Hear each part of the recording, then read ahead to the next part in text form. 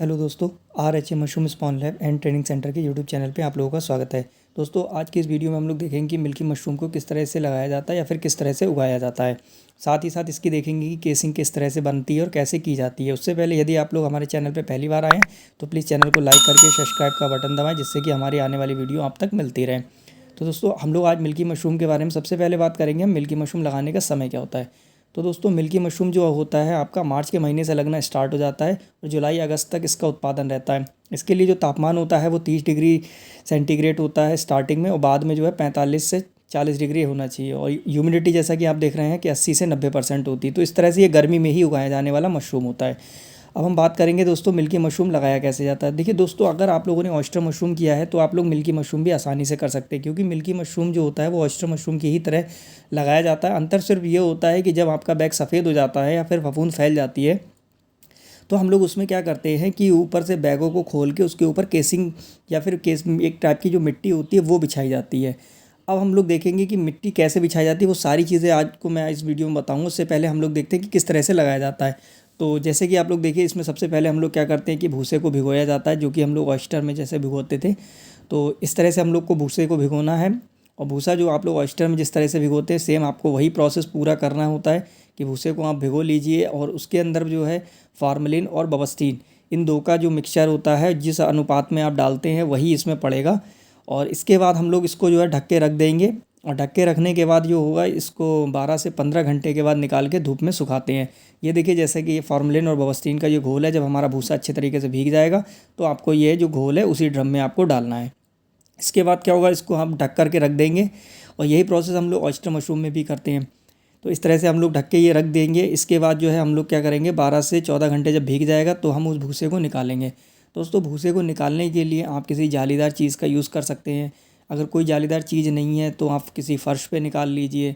लेकिन अगर कच्ची ज़मीन है दोस्तों, तो आपको जो है पन्नी बिछा लेना है। पन्नी के ऊपर आपको भूसे को जो है निकालना है। भूसे को निकाल के एक ढेर टाइप का आप बना लीजिए, जिससे ये होगा कि आपका जो भूसे का जो पानी है वो आपका 1.5 से 2 घंटे के बाद जब निचुड़ जाए तब आप उसको धूप में फैलाइए।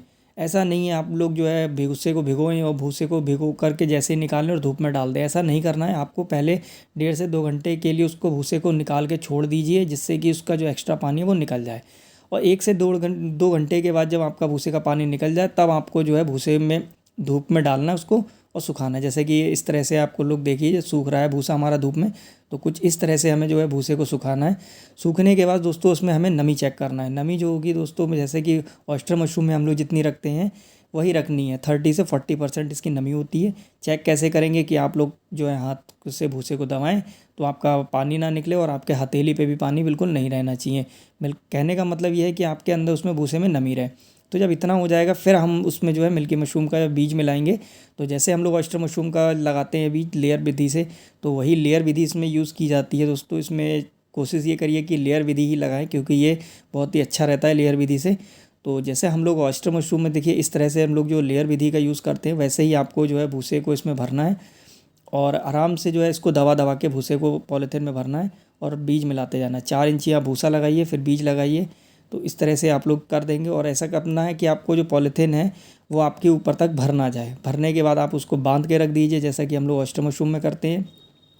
लेकिन अगर आपका इसमें जो भूसा है अगर वो आप पॉलीथीन में कम भी भरते हैं तो भी चल जाएगा। इसमें ऐसा नहीं है कि आपको पूरा ऊपर तक ही भरना है। अगर आपकी 3-4 लेयर लग जा रही हैं तो फिर ठीक है बीज की। इसके बाद आप उसको बंद कर दीजिए। बंद करने का जो मेथड होता है वो आप लोग को मैंने बता ही रखा ऑयस्टर मशरूम कि आपको पॉलीथीन एकदम बिल्कुल खींच के ही बांधनी होती है। अभी आपको वीडियो में दिखाया जाएगा कि किस तरह से हमें जो है इसको खींच के बांधते हैं। आप लोग देखिए, इसको इसी तरह से हम लोग जैसे भर रहे हैं, जैसे कि नॉर्मली जो ऑयस्टर मशरूम होता है उसी की तरह लगाया जाता है।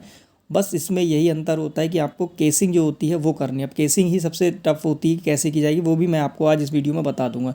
इस वीडियो को पूरा अगर आप देखेंगे तो आप लोग मिल्की मशरूम बहुत आसानी से लगा लेंगे। देखिए दोस्तों, इस तरह से आपको बैगों को बांधना है। बैग बांधते समय बहुत ही सावधानी रखना, बिल्कुल टाइट बैग को आपको बांधना है।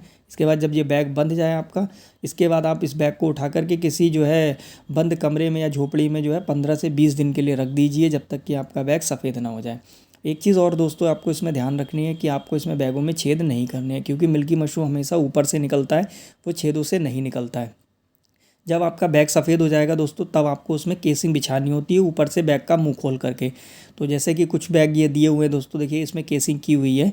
जब आपका बैग सफ़ेद हो जाएगा, जब माइसीलियम उसमें फैल जाएगा, तब आपको बैग ऊपर से खोलना है और उसके ऊपर केसिंग जो है वो बिछानी है। केसिंग जो बिछेगी 1 से 1.5 इंच आपको केसिंग बिछानी है। केसिंग कैसे बनती है वो भी मैं आपको बताऊंगा अभी लास्ट में वीडियो के।